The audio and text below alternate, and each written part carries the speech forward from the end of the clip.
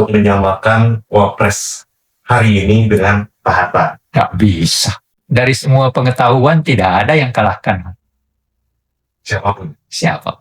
Ya coba bayangkan, ada nggak presiden wakil presiden menulis buku 10 dengan 4.000 halaman yang harus diteladani anak-anak muda. Tapi dalam konteks sekarang apa ada? Coba aja kamu ke DPR. DPR itu kayak showroom. Kalau Hatta yang jadi presiden, menurut Hatta kayak gimana? Pasti ekonomi yang menjadi perhatian utama. Itu. Setelah itu, Kan. apa lagi menurut Hatta? Ya, lebih demokratis. Hatta itu kan seorang yang sangat demokratis. Hatta lebih cocok sama tokoh mana? Kalau di apa? Dengan Syahrir. Kali ini para yang melihat tayangan ini, saya akan ngobrol dengan salah seorang cucu saya, kelas 1 SMA ya. Iya. Iya. Dan tokoh yang akan saya obrolkan adalah yang amat kami hormati, mantan wakil presiden atau wakil presiden Muhammad Hatta. Kenapa? Karena pertama, Bung Hatta ini adalah seorang pemimpin yang menurut saya salah satu di antara pemimpin yang jujur, takwa, dan mempunyai sikap tidak walaupun dia menjadi seorang politikus, pejuang dan sebagainya, tetapi dia menjadi pejabat yang tidak menganggap jabatan itu adalah bagian dari kehidupannya sendiri. Buktinya apa? Buktinya dia mengundurkan diri sebagai wakil presiden pada tahun 1956.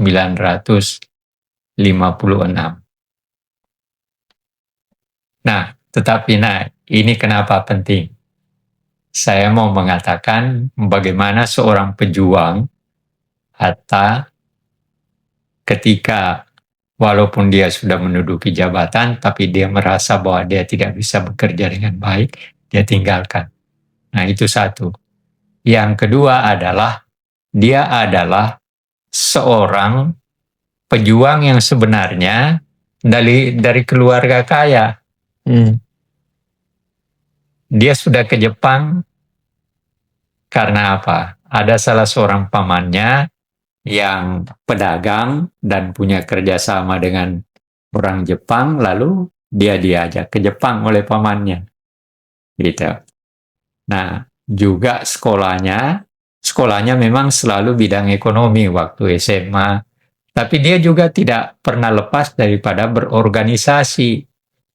Dia di Jakarta ketika dari Padang pindah ke Jakarta, lalu dia berorganisasi dengan organisasi pemuda Sumatera yang dikenal dengan nama Young Sumatranen Bond. Ya, dia pernah ikut sebagai bendahara kalau tidak salah. Nah, setelah tamat di sekolah ekonomi di Jakarta, maka dia ke Belanda. Nah, di Belanda kembali dia menjadi pejuang. Artinya justru dia dapatkan pengalaman-pengalaman yang menarik. Dia sambil sekolah, tapi dia juga memperkenalkan Indonesia. Dia keliling, dia datang, dia kenalan dengan berbagai pemimpin pejuang dari negeri lain, seperti dia kenal baik dengan Nehru dari India di sana, dan dia diundang ke kongres-kongres, pernah diundang ke Kongres Wanita Internasional di Eropa dan sebagainya. Jadi Pak Hatta adalah orang yang keliling, boleh dikatakan keliling ke Eropa Barat terutama, itu untuk memperkenalkan Indonesia, bahwa kami adalah bangsa Indonesia. Nah, dan di balik itu juga dia pernah menjadi ketua Perhimpunan Indonesia. Perhimpunan Indonesia ini adalah organisasi daripada pelajar-pelajar mahasiswa Indonesia yang sekolah di Belanda. Nah, dia pernah jadi ketua. Tapi nanti juga akan dipecat oleh orang-orang yang beraliran PKI.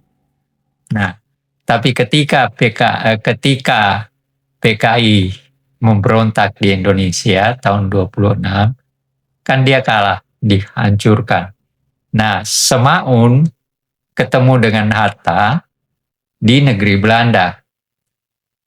Apa yang dibicarakan adalah Semaun ada perjanjian antara Semaun dan Hatta bahwa sekarang karena PKI sudah dalam keadaan terjepit, dihabisi oleh Belanda, maka sekarang perjuangan diserahkan kepada nasionalis Perhimpunan Indonesia.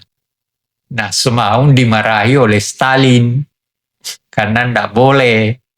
Pokoknya kepemimpinan selalu harus ada di tangan komunis. Nah, akhirnya pecah. Nah, Semaun malah dia dapat hukuman dari Stalin gitu. Nah, inilah perjalanan Hatta di Eropa. Jadi dia tidak pernah sambil sekolah, dia tidak pernah berhenti berjuang.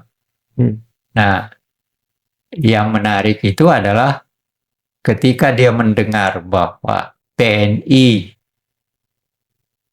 Soekarno, ketika Soekarno ditangkap, maka ketuanya waktu itu adalah Mr. Sartono membubarkan PNI dan kemudian mendirikan Partindo, Partai Indonesia.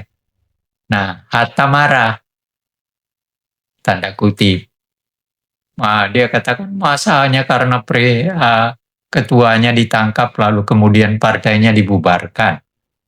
Nah, maka kemudian Hatta minta kepada Syahrir, karena waktu itu dia sedang berusaha untuk belum selesai pendidikannya. Maka minta Syahrir pulang dan membentuk PNI Pendidikan. Syahrir itu fakultas hukum, tapi yang nggak selesai. Tapi ya memang cerdas juga. Lalu kemudian dia pulang, Syahrir pulang, dibentuklah.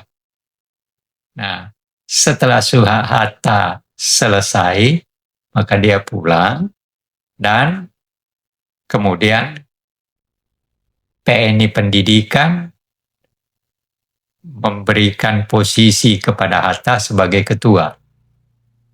Itu. Nah, dalam proses inilah Hatta bolak-balik juga ditangkap dan bahkan bersama Syahrir pernah dibuang ke Digul. Nah, ada hal yang menarik sebenarnya. Ini yang harus diketahui anak-anak muda. Apa?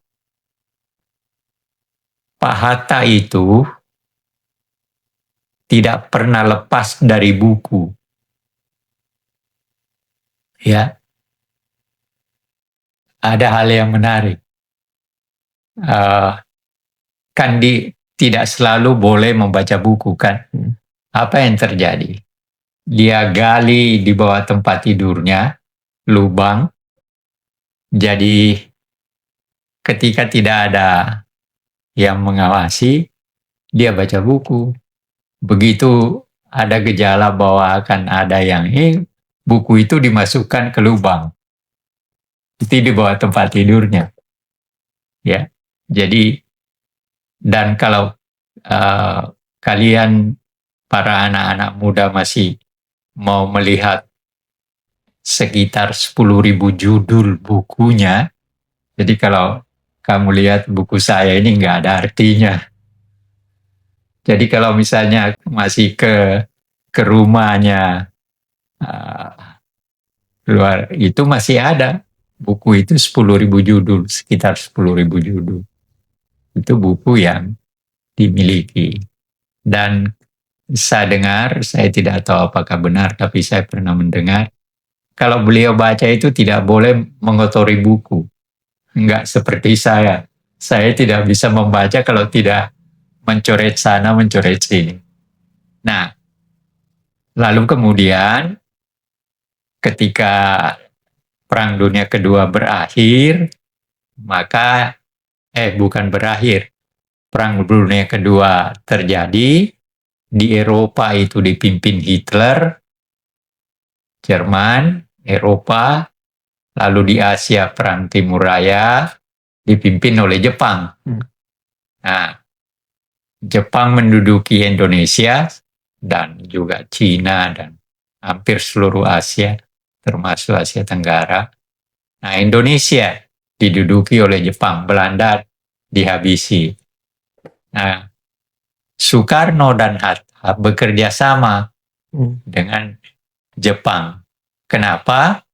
Karena itu adalah bekerja sama bersama Jepang itu adalah strategi menuju kepada kemerdekaan. Karena Belanda tidak pernah hanya menjanjikan tapi tidak pernah berbuat apa-apa. Nah, mendekati kekalahan Jepang setelah 3 tahun dari 42 sampai 45, lalu kemudian dibentuklah pada tahun 45 itu BPUPK. Dan kemudian mendekati kejatuhannya, kekalahannya, BPUPK dibubarkan, dibentuklah PPKI. Nah, PPKI ini mempunyai tugas untuk mempersiapkan kemerdekaan. Gitu. Pada tahun 45. Nah, kemudian dia dipanggil, Soekarno dan Hatta dan Rajiman dipanggil oleh pimpinan Jepang di Asia Tenggara dan diberitahu BPUPK dibubarkan, diganti dengan Panitia Persiapan Kemerdekaan. Nah, ketika Hatta bertanya, kapan kemerdekaan Indonesia dilakukan? Nah, jawaban pimpinan Jepang, Terauchi, adalah kapan saja, itu terserah pada kamu sekarang. Ya. Nah, lalu kemudian pada tanggal 14 ternyata setelah Soekarno, Hatta, dan Rajiman ke Dalat diberitahu pembentukan PPKI dan ketua PPKI itu adalah Soekarno sebagai ketua dan Hatta sebagai wakil ketua. Nah, setelah pulang, ternyata Jepang kalah pada tanggal 14 Agustus, kalah. Lalu kemudian tanggal 15, Syahrir mendengar berita ini lewat radio, bahwa Jepang udah kalah dan Kaisar sudah mendatangani di depan, di atas sebuah kapal perang, di depan MacArthur, pimpinan sekutu yang menduduki Jepang, tanda tangan bahwa Jepang kalah. Nah, tanggal 15 Agustus, Syahrir mendengar. Nah, lalu dia desak kepada Pak Hatta, sampaikan kepada Soekarno agar supaya dia segera memproklamasikan kemerdekaan pada tanggal 17, kemerdekaan lewat radio, tidak perlu lewat PPKI. Itu. Nah, Soekarno dan Hatta tidak mau. Tidak mau. Ya, lalu kemudian terjadi yang kamu pernah, tidak tahu apakah pernah diterangkan gurumu, diculik ke Rengas Dengklok. Nah, alasannya bahwa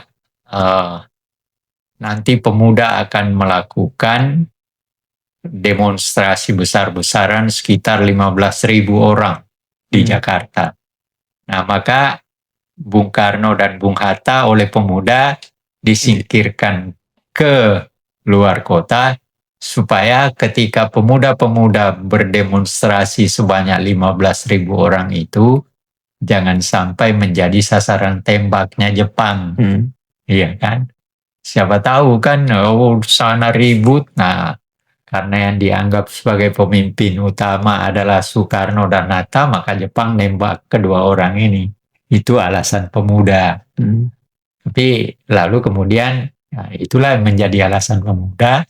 Bung Karno dan Bung Hatta, tapi termasuk Fatmawati dan Guntur, dibawa ke Rengas Dengklok.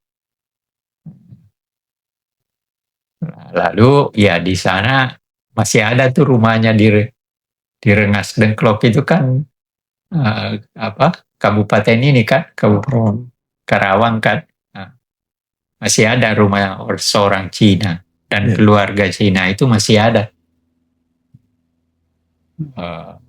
Lalu kemudian ternyata tidak ada apa-apa. Hatta tanya tidak ada apa-apa kok.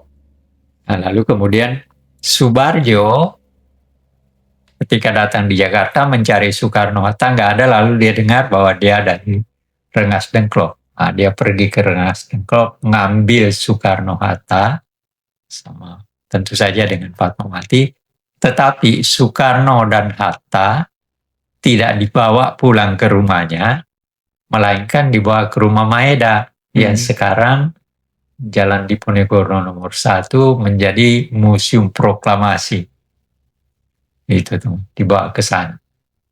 Nah, di sanalah, kan namanya diculik, rencananya itu sebenarnya teks proklamasi, andai kata proklamasi itu dilakukan secara wajar, maka teks proklamasinya adalah apa yang kita kenal sekarang dengan Piagam Jakarta. Andai kata.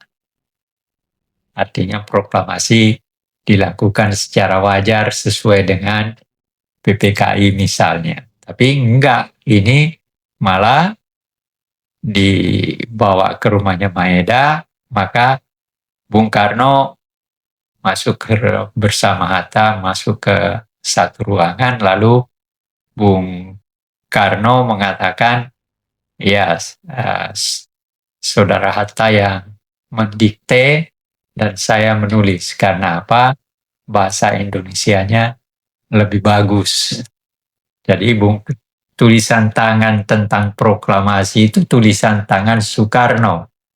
Tetapi kalimatnya itu adalah kalimat Bung Hatta. Yang sebenarnya proklamasi itu inti daripada apa yang ada di dalam pembukaan Undang-Undang Dasar 45. Nah, itu. Nah, ya, kemudian terjadilah kita sudah merdeka tanggal 17, tapi Belanda kan nggak terima. Nah, maka terjadilah perang kemerdekaan antara 45 sampai 49. Nah, di sini terjadi pergumulan antara Belanda dan Indonesia. Nah, termasuk nanti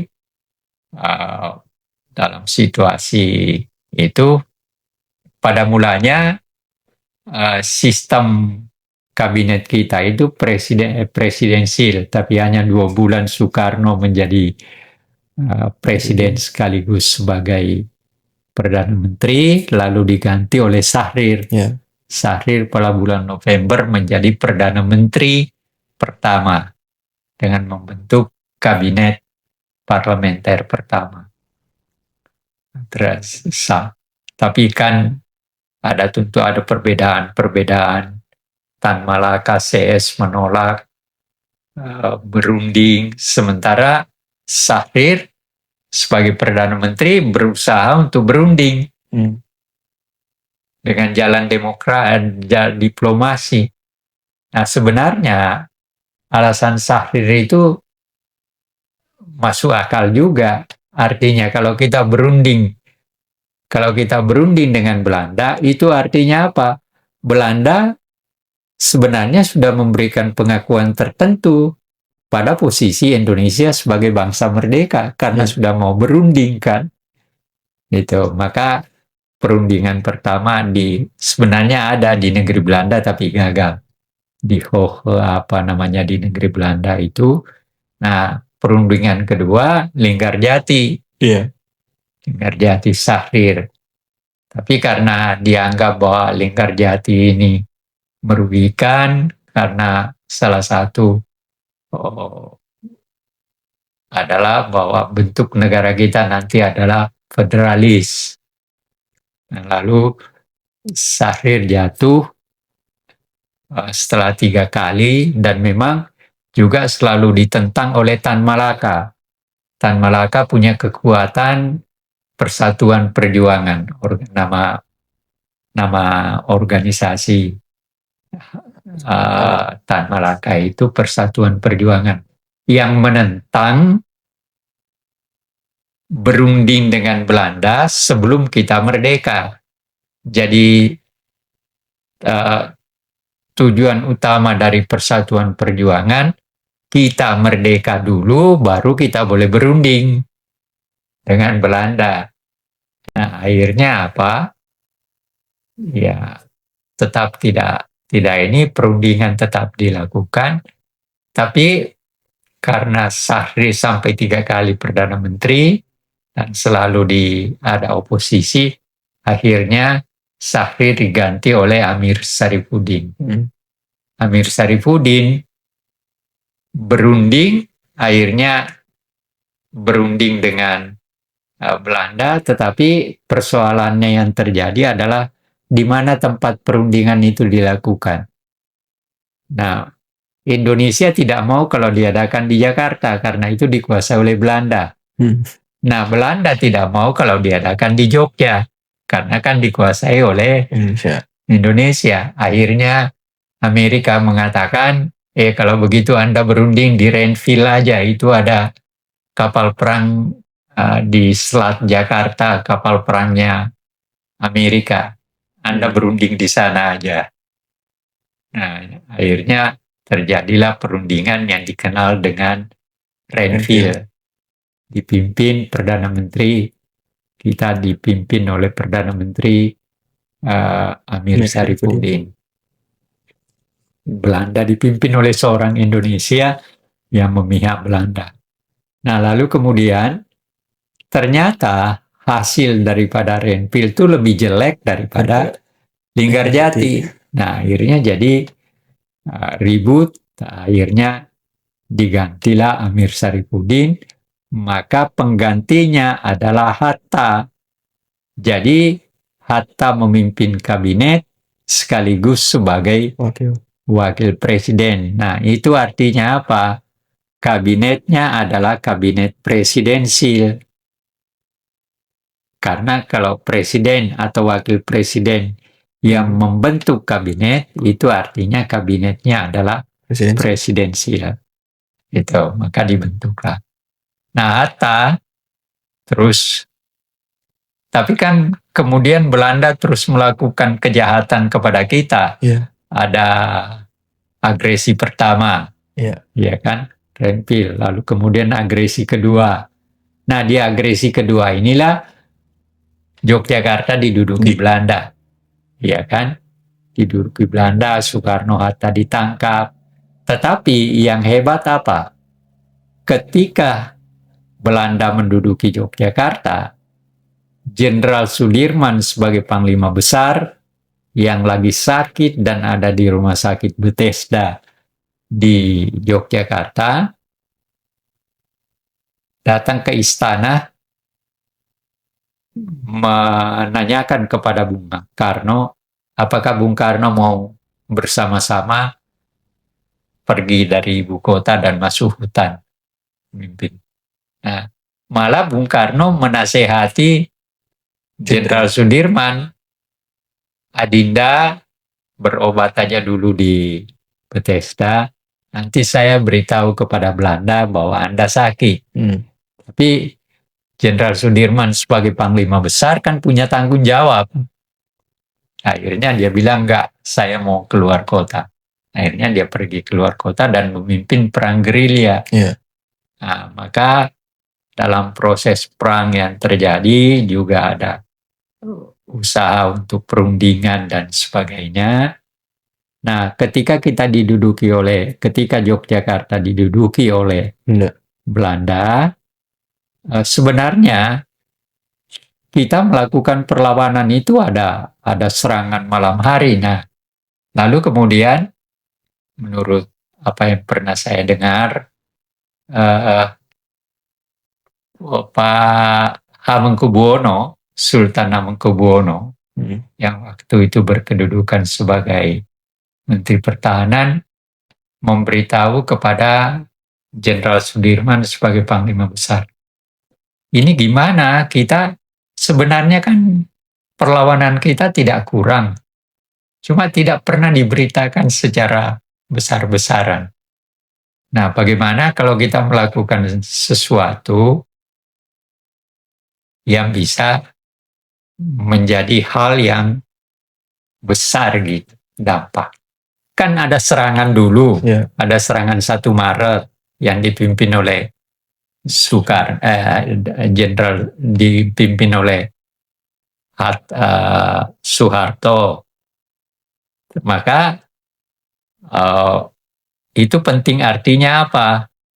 Belanda selama ini mengatakan bahwa Indonesia itu sudah hilang, sudah nggak ada. Tetapi dengan serangan 1 Maret itu menunjukkan bahwa Belanda dianggap bohong. Dan Amerika marah karena apa?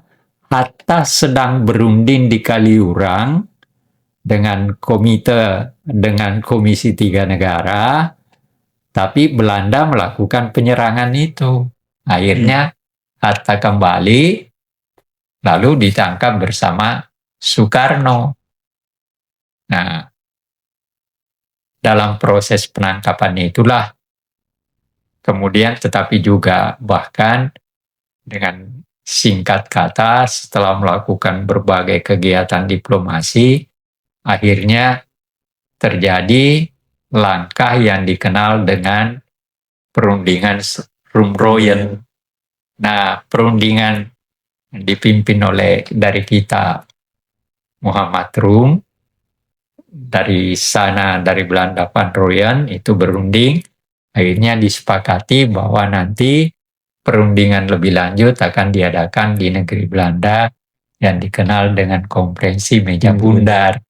Nah, itulah yang menghasilkan Hatta ketika itu berkedudukan sebagai wakil presiden sekaligus sebagai Perdana Menteri yang memimpin delegasi kita ke Konferensi Meja Bundar yang menghasilkan bahwa kedaulatan negara kita sebagai bangsa merdeka diakui Belanda dan tidak boleh diganggu-gugat. Tetapi salah satu persoalan yang penting tidak dibicarakan ketika itu adalah persoalan di mana Irian Barat. Siapa yang menguasai Irian Barat? Belanda tetap menganggap Irian Barat itu adalah nanti dibicarakan kemudian, setahun kemudian. Nah, ya baru kemudian. Tapi ya tidak pernah selesai.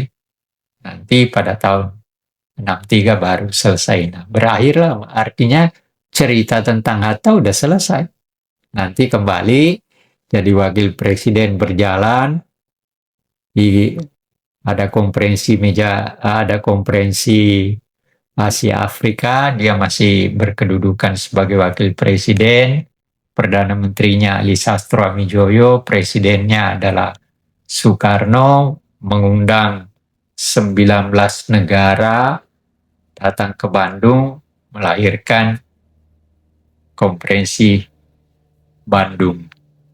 Nah, tetapi setahun kemudian nampaknya antara Hatta dan Soekarno ada kembali ke perbedaan Soekarno dan Hatta ini kan sejak tahun 30-an sudah berbeda pendapat. Nah, lalu kemudian pada tahun 56 dia berhenti sebagai wakil presiden. Ya, titik, udah selesai sampai di situ. Jadi Hatta tuh orangnya baik banget ya. Tanya Mas pernah dengar kayak ada kenaikan harga ya, harga beras gitu, Bukan harga beras. harga Uang kita jadi begini, ada pemotongan uang, iya iya kan? Yang dikenal dengan pemotongan uang Safrudin. Waktu itu Menteri Keuangannya Safrudin Prawira Negara. Uang dipotong separuh. Jadi uang 5 perak dipotong menjadi 2,5 perak. Nah, waktu itu rencananya sebenarnya Ibu Hatta itu mau membeli mesin jahit. Tapi karena uang sudah dipotong, ya nggak jadi. Nah, Ibu Hatta berkata, kenapa saya nggak diberitahu ya? Atau bilang nggak bisa, ini rahasia negara. Nah, akhirnya Ibu Hatta tidak bisa membeli mesin jahit gara-gara itu. Saya sekarang tanya kamu, selama kamu menerima pelajaran sejarah, apakah tokoh-tokoh yang dibicarakan itu siapa saja? Tokoh besar seperti Hatta, Sahrir, Tan Malaka, dan sebagainya, pernah nggak dibicarakan oleh gurumu? Pernah.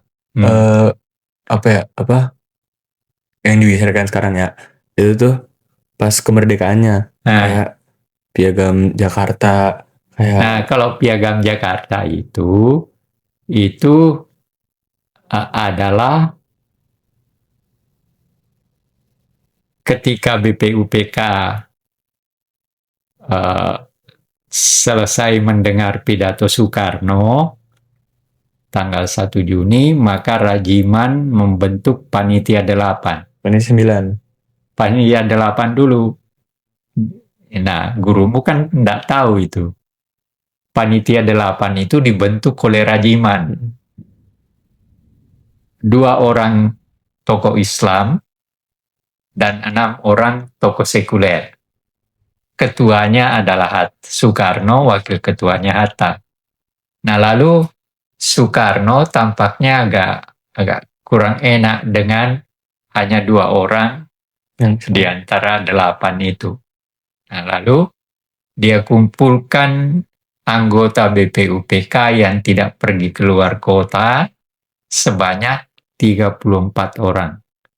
Nah, lalu dia ajak berunding, lalu kemudian oleh Soekarno dibentuklah Panitia 9. Panitia 9 itu ketuanya tetap Soekarno, wakil ketuanya tetap Hatta, ditambah dengan 7 orang, tapi seimbang.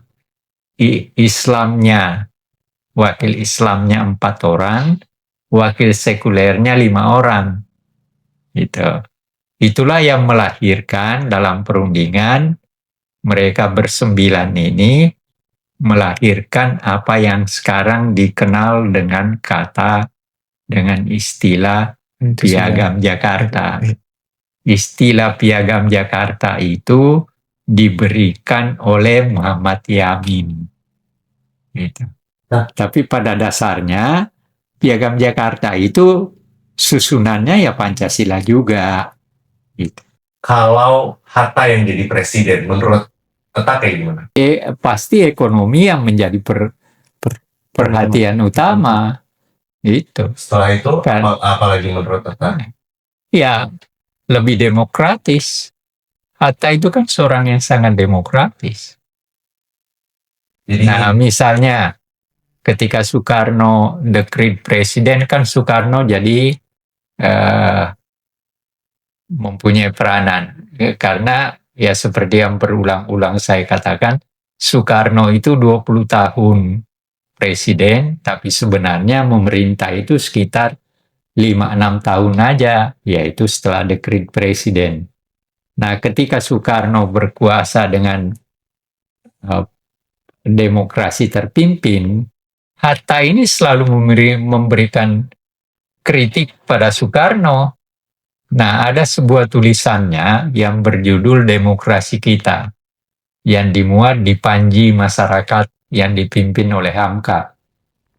Nah, dimuat berapa kali. Lalu, salah satu yang dia katakan di situ, ya dia mengundurkan diri, dia lepaskan, dia beri kesempatan kepada Soekarno, karena dia yakin bahwa Soekarno itu punya maksud yang baik. Tapi dalam perkembangannya kemudian dia tulis juga, demokrasi yang dirumuskan oleh Soekarno hanya akan seumur dengan Soekarno. Gitu. Nah, kalau demokrasi di negara yang dipresidenkan oleh Hatta tuh seperti apa kira-kira? Iya, demokrasi seperti yang ada dalam pikirannya juga ya terutama persoalan ya rakyat yang kalau Hatta itu kan mempunyai ini rakyat memerintah rakyat, itu yang dimaksudkan. Makanya kan ketika PNI Pendidikan menerbitkan sebuah surat kabar, nama surat kabarnya kan Daulat Rakyat. Nah, itu kan menunjukkan sikap demokratisnya dia. Gitu. Artinya ya dia percaya bahwa sebenarnya yang memerintah itu adalah rakyat. Makanya dia katakan rakyat memerintah rakyat. Tapi rakyat yang memerintah ini diberikan kuasa oleh rakyat yang diperintah. Kan begitu. Apalagi? Jadi Hatta sama Soekarno tuh sebenarnya kayak kurang cocok ya, kayak tidak. Dia hanya bekerja sama sejak zaman Jepang, jadi mulai dari tahun 42 sampai dengan Perang Kemerdekaan 49. Ada istilah Dewi Tunggal kan. Tapi setelah selesai, ya pecah. Ya karena memang selalu berbeda pendapat. Kalau kamu lihat dalam buku ini, ada buku yang satunya lagi, itu ada macam-macam tulisan yang menunjukkan perbedaan pendapatnya dia dengan Soekarno. Gitu. Hatta ini termasuk pemimpin yang paling banyak menulis. Ini buku setebal ini diterbitkan oleh LP3IS itu 10 jilid. Yang tebalnya sekitar ini semua. Jadi saya dengar dari salah seorang pengurus LP3IS itu, buku Hatta yang diterbitkan itu sekitar 4.000 halaman. Tulisannya 4.000 halaman, nah, makanya ini aja 600-an halaman. Jadi balik lagi, kata-kata apa? Hatta, ini saya maaf ya, tapi kayak Hatta lebih cocok sama tokoh mana? Kayak apa? Hatta lebih cocok sama tokoh mana? Kalau di apa? Dengan Syahrir. Karena memang mereka sama-sama di negeri Belanda, bahkan tadi kan Hatta minta kepada Syahrir untuk pulang dan membentuk PNI Pendidikan. Nah, Hatta pulang, PNI Pendidikan ketuanya diberikan kepada Hatta. Jadi dalam hal tertentu, dekat secara politik itu ya Hatta dan Syahrir. Nah, tetapi selama Perang Kemerdekaan, kerjasama antara Soekarno dan Hatta itu tidak terpisah. Makanya dikenal dengan istilah Dewi Tunggal. Jadi dalam situasi krisis negara, mempertahankan kemerdekaan, mereka tidak pecah. Malah yang tersingkir itu Syahrir, 3 kali Perdana Menteri singkat, karena dianggap eh, apa perundingan Linggarjatinya segala macam itu tidak menguntungkan Indonesia. Akhirnya dalam jangka waktu Syahrir 3 kali Perdana Menteri, tapi ya akhirnya diganti oleh Amir Syarifuddin, dan Amir Syarifuddin pun kemudian nggak dianggap gagal, dan nanti Amir Syarifuddin itu berkaitan dengan peristiwa Madiun. Pas kayak komunis masih itu ya, kayak Amir Syarifuddin gitu. Hatta tuh kayak gimana sama mereka, kayak Hatta itu nganggap bahwa ketika Amir Syarifuddin jadi Menteri Penerangan, itu justru banyak merusak situasi organisasi tentara. Salah satu contoh, Amir Syarifuddin itu ketika Menteri Pertahanan, Menteri Penerangan dan Menteri Pertahanan, itu mengangkat 5 orang jenderal, tetapi tinggalnya di gunung.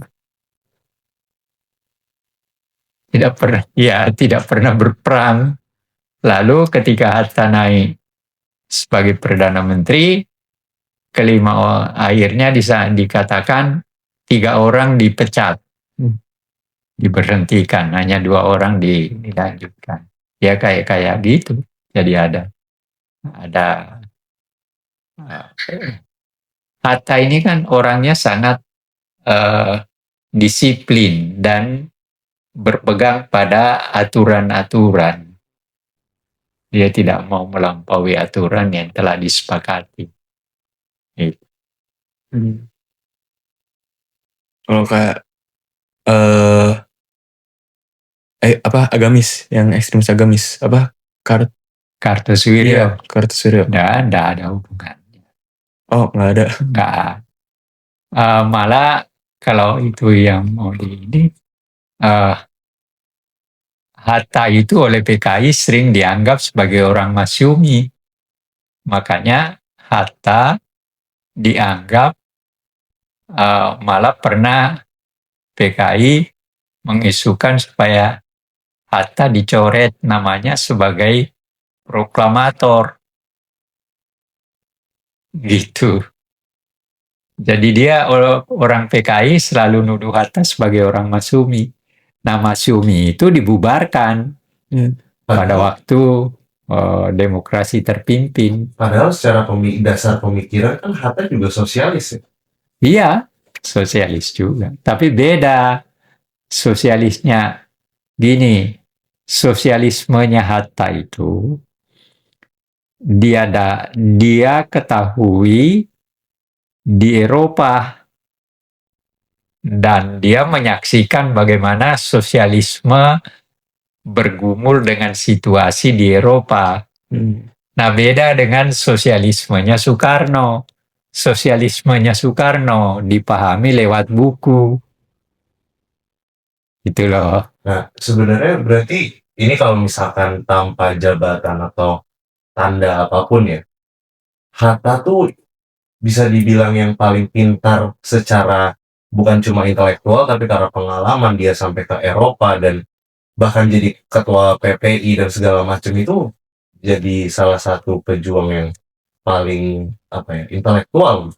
Iya, dari segi tulisannya iya, tapi pada umumnya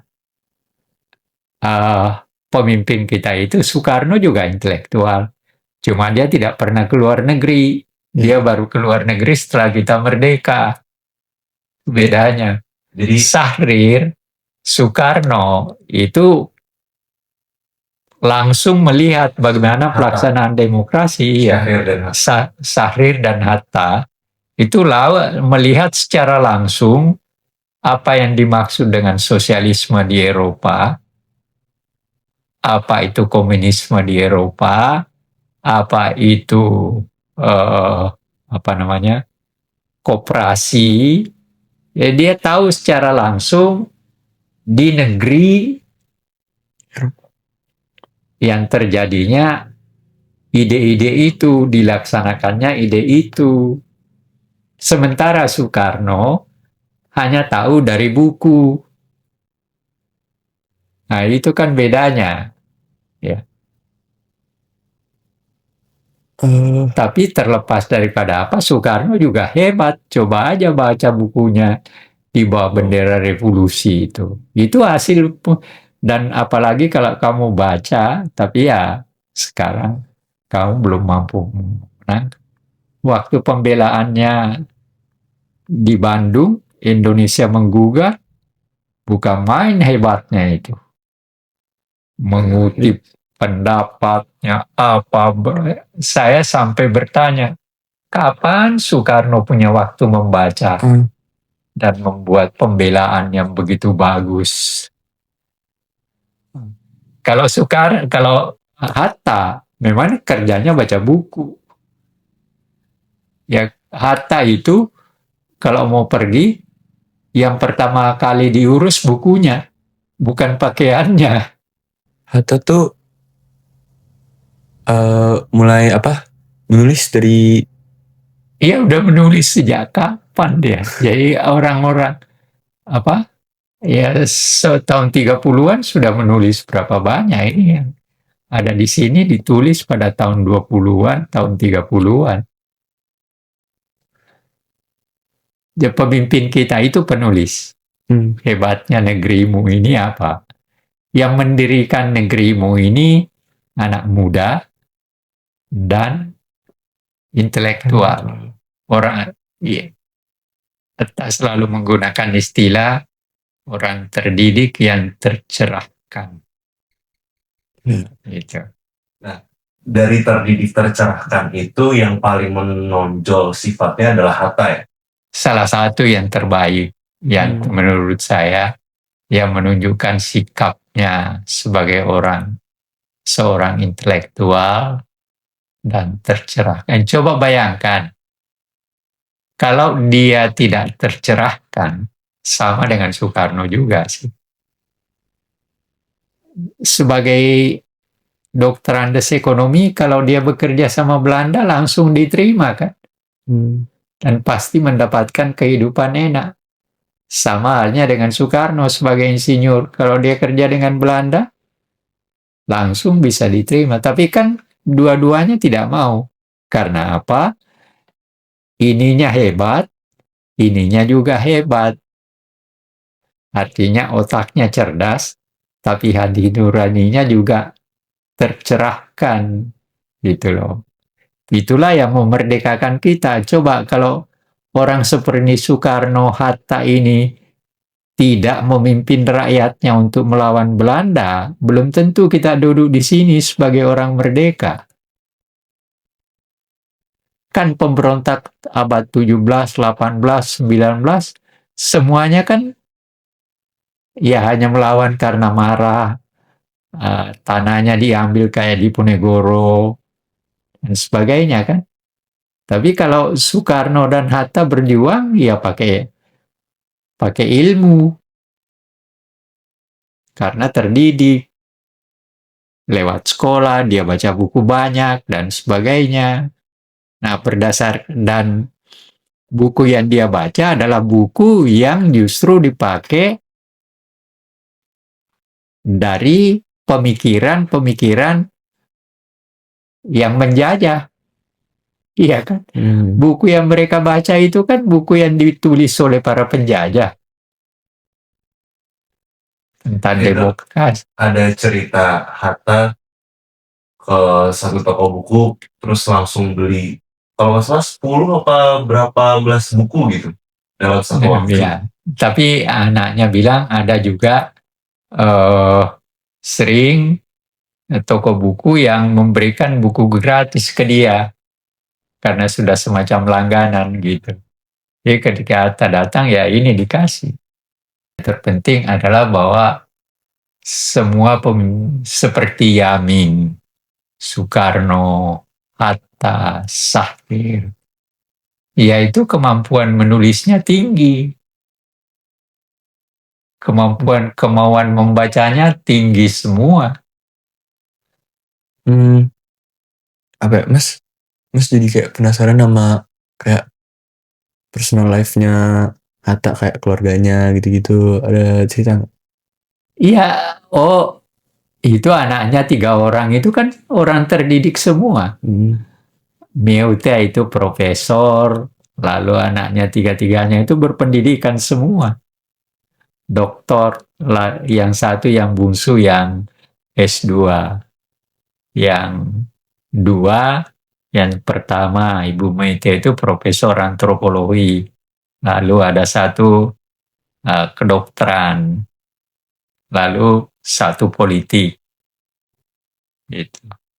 Pendidikannya anaknya 3 orang itu baik semua. Jadi Hatta secara ayah juga sangat mendidik anak-anaknya. Oh iya, Hatta itu pendidikan anaknya sangat diperhatikan.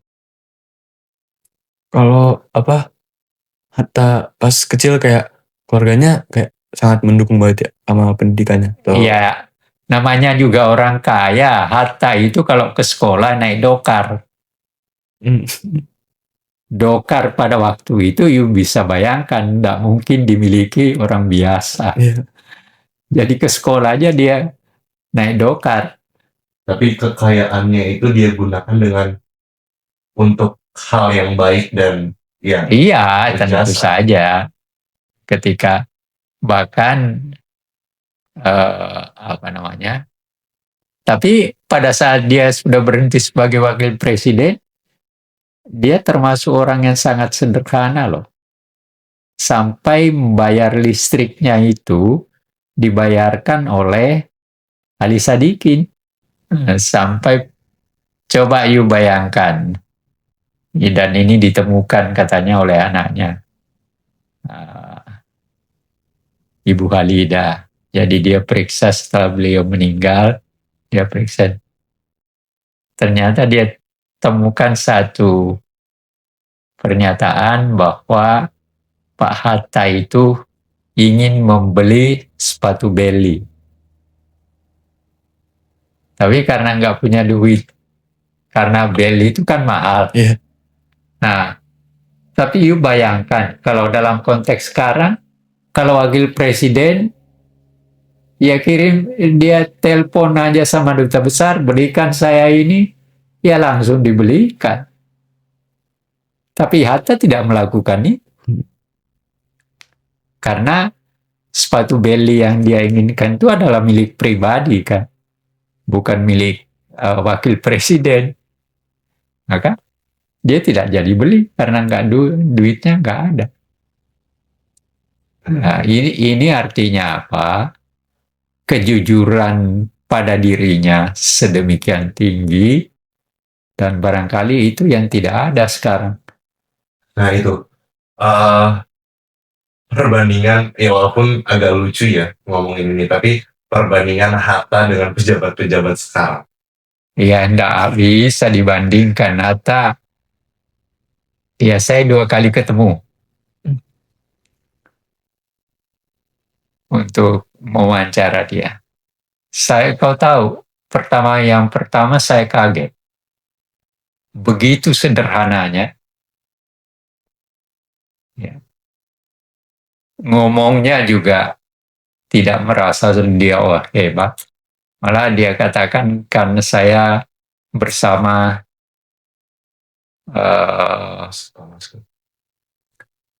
apa namanya, salah seorang tokoh, Pak Maskun. Pak Maskun. Pak Maskun itu dulunya masuk penjara bersama Soekarno. Tapi dia juga tidak setuju dengan dibubarkannya PNI. Akhirnya dia gabung dengan PNI Pendidikan. Hatta. Lalu ini kaitan dengan menanyakan beberapa peristiwa karena ada tugas dari Depsos. Jadi kami bertiga ketika itu ke sana,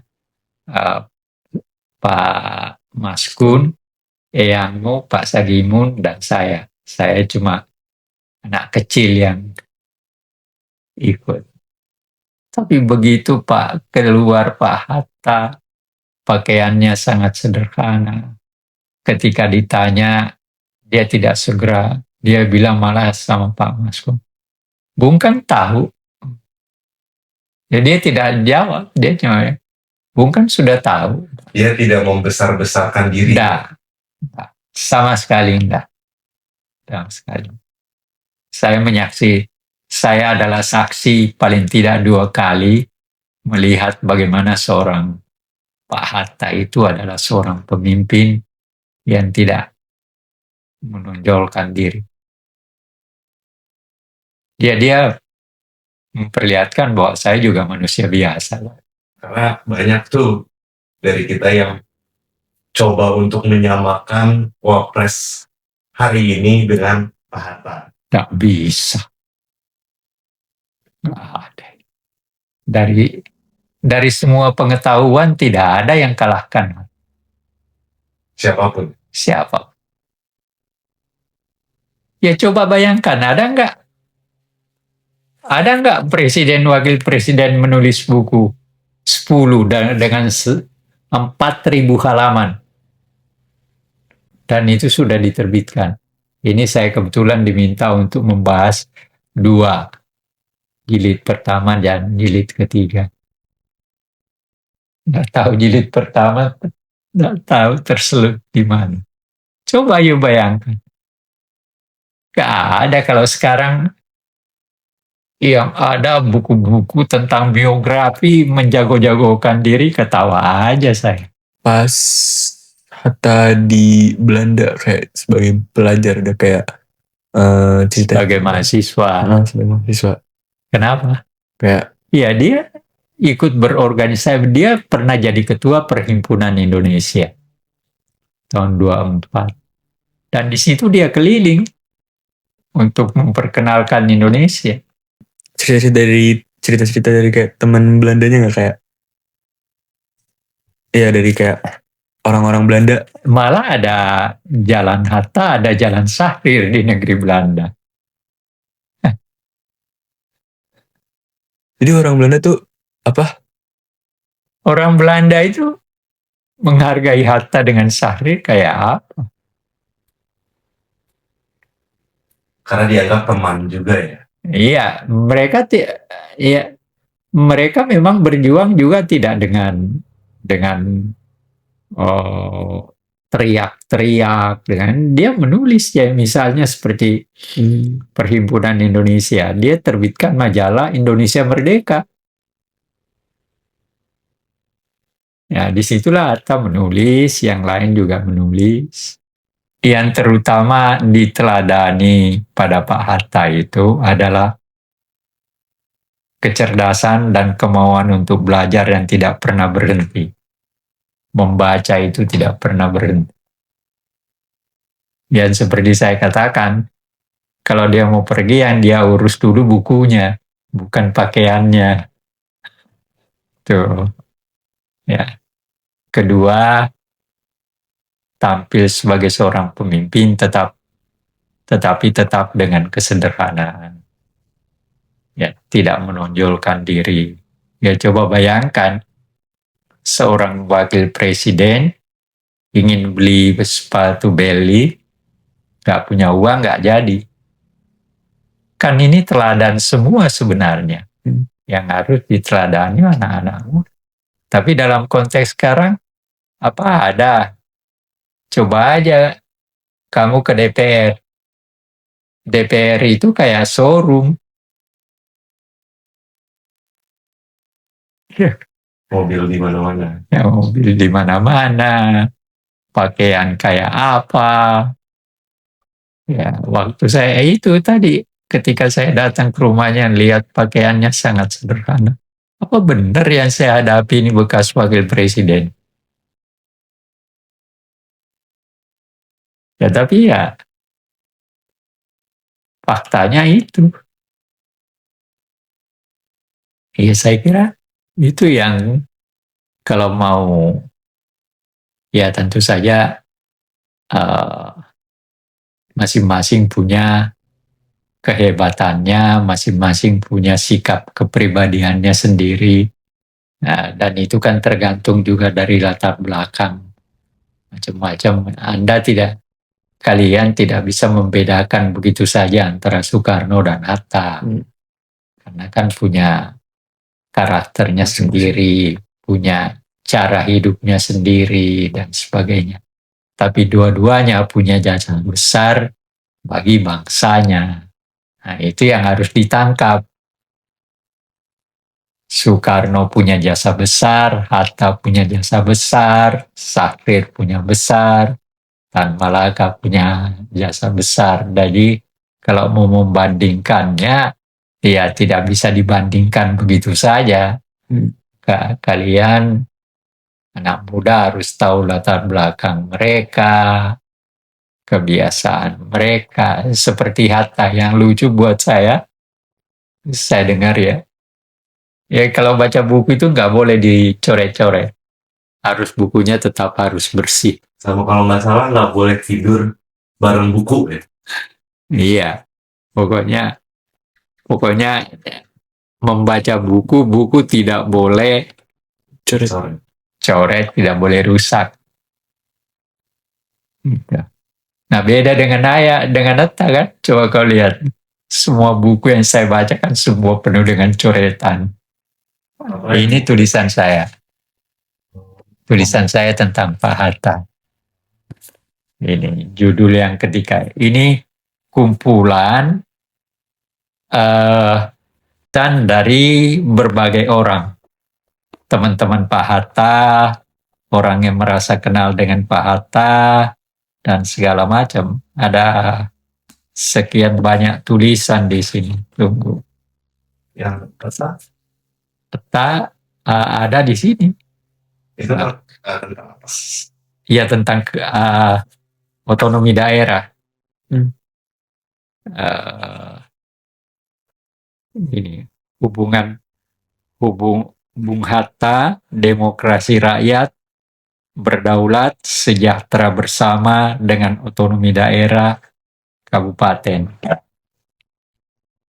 Itu judul yang saya pakai. Nah, ini berapa halaman ini?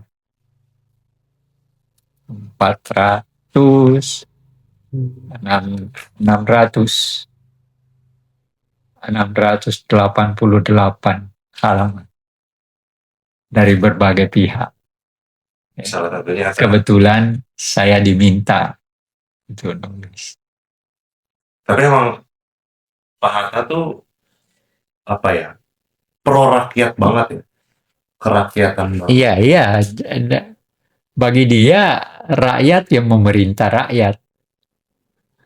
Jadi presiden itu, wakil presiden itu rakyat yang dipilih oleh rakyat untuk memerintah rakyat. Dalam arti memerintah bukan untuk kepentingan dia, tetapi untuk kepentingan rakyat yang memilih dia. Saya tidak tahu ke depannya, mudah-mudahan ada pemimpin.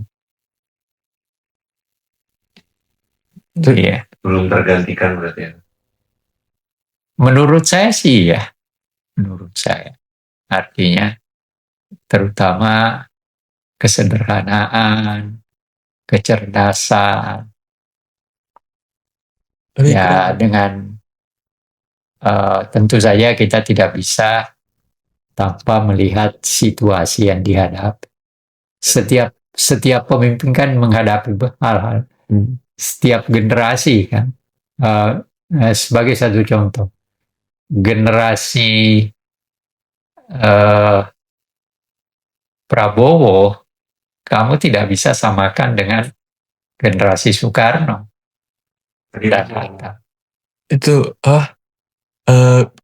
kayak keren aja. Hatta dari keluarga kaya, tapi hidupnya tuh sederhana gitu. Iya, waktu apalagi setelah berhenti sebagai wakil presiden, ya itu contohnya, bayar listriknya aja nggak mampu dibayarin oleh Ali Sadikin. Dan itu nggak bilang-bilang juga kan. Enggak. Ali Sadikinnya tahu sendiri, terus akhirnya Iya. dibayar.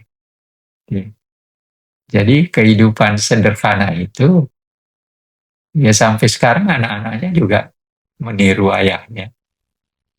Hidupnya sederhana, walaupun ya tentu saja dalam kondisi sekarang udah beda. Iya kan, mobil yang dimiliki udah berbeda. Kak Tata kalau misalnya misal Hatta jadi wapres sekarang, Ya enggak, ya beda. Kalau andai kata kesempatan dia mendapatkan, andai kata masih hidup dan dia mendapatkan kesempatan untuk menjabat kembali, pasti berbeda. Berbedanya gimana? Ya karena cara berpikirnya kan berbeda. Memahami persoalan juga berbeda kan. Akan lebih baik kah? Menurut saya pasti akan lebih baik. apalagi secara ekonomis. Iya. Karena memang dia ekonom, dia sangat taat kepada aturan. Bagi Hatta itu, kalau kita sudah, satu contoh yang sederhana. Ya, dia pernah sakit di rumah sakit. Oleh dokter, kakinya itu disuruh naik, diangkat. Ya. Sampai dia tidak ada orang datang, baru dia turunkan setelah dokternya katakan turun. Taat pada aturannya. Dia gitu. taatnya kepada aturan bukan main. Aturannya disuruh begitu ya dia begitu. Kalau orang lain barangkali ya begitu dokternya pergi, diturunin. Seri-seri momen. Kan jauh lebih baik ya kalau Hatta apalagi sekarang gitu ya, menduduki suatu jabatan. Ya mungkin. Tapi kan kita tidak bisa berandai-andai. Ya kesalahan kita itu kalau kayak masa depan itu bukan andai. Masa depan itu dibuat berdasarkan pengalaman yang lampau dan sekarang dirumuskan untuk berjalan ke depan. Makanya kita harus belajar Hatta ini. Iya, jadi seperti contohnya apa yang dilakukan oleh Prabowo dengan makan gratis itu, sebenarnya itu kan melihat hari depan. Iya kan? Tapi kenapa? Karena ada pengalaman-pengalaman masa lampau yang sampai sekarang masih berjalan, yaitu bahwa banyak orang nggak makan. Iya kan? Nah, Prabowo mencari jalan bagaimana supaya ini tidak berlangsung terus. Nah, dibuatlah itu. Terserah orang setuju atau tidak, itu faktanya kayak gitu. Apakah nanti berhasil atau tidak, itu juga urusan yang berbeda.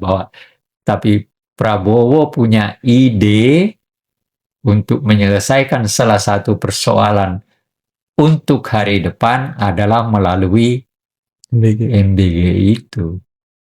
Nah, ini harus dipahami seperti itu. Kalau enggak ya nanti yang kerjanya cuma apaan. Ya enggak selesai kalau cuma semua orang cerita apaan, ya enggak selesai kan. Tapi kalau kita mengerti bagaimana kelampauan dan situasi kekinian, ternyata ini kok enggak. Nah, lalu Prabowo melihat, oh ya kita harus melakukan sesuatu. Nah, sesuatu yang dia bikin itu adalah berdasarkan pengalaman itu, maka dia buat MBG. Apa artinya MBG? MBG itu adalah cara untuk mendapatkan masa depan yang lebih baik. Nah, berkaitan juga sama Hatta sekarang, kan dia bikin koperasi rakyat. Iya, koperasi merah putih. Koperasi merah putih. Nah, iya, kaitannya ya Hatta lah yang memulai, dan Hatta itu memulai koperasi itu bukan tanpa belajar. Dia khusus datang ke Skandinavia. Oh iya. Ketika dia jadi mahasiswa, dia datang ke Skandinavia, ke Denmark dan negara-negara lain, dia lihat bagaimana kehidupan di sana. Dan memang negara yang paling sukses memberikan kehidupan tanpa berbagai gejolak. Kalau misalnya, kalau kamu ke Denmark, ada sesuatu yang kamu lupa, tidak akan hilang. Dia ada di tempatnya terus sampai saatnya nanti yang punya datang ngambil. Nah, itu ya, keadaan seperti ini dilihat oleh Hatta. Nah, dalam kaitan dengan koperasi, seperti yang kemarin juga dikatakan oleh Pak Emil Salim, bahwa Pak Hatta mengatakan tentang koperasi itu ya dia datang. Nah, apakah nanti pelaksanaan koperasinya itu sama dengan yang dijalankan sekarang? Ya, kita lihat.